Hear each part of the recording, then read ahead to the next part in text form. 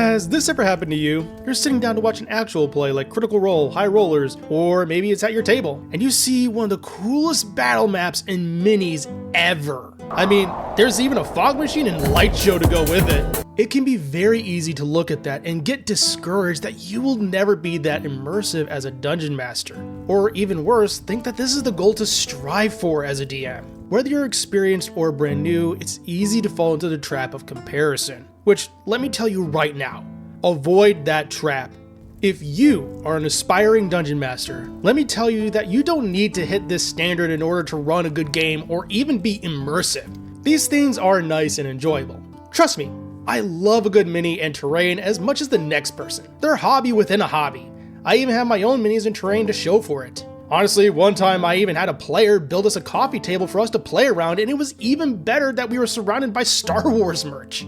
It felt like a nerd haven to play the game. However, that's not what made that game extra special. Those things were nice and a lot of fun, but what made the game special was the people we were playing with. Some of my fondest memories are me playing with my original group in college, where we would meet in a cramped room before we got our own place.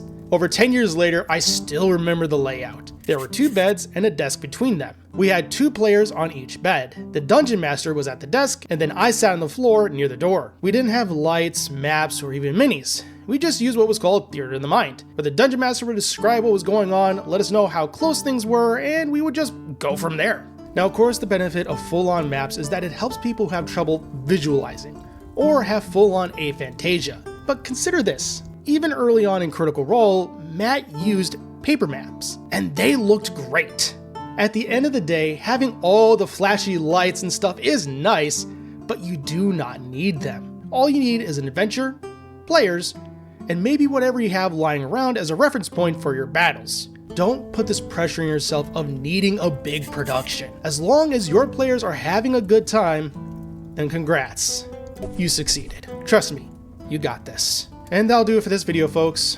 I hope you're all having a great holiday season. So, happy holidays, and I'll catch you all next time.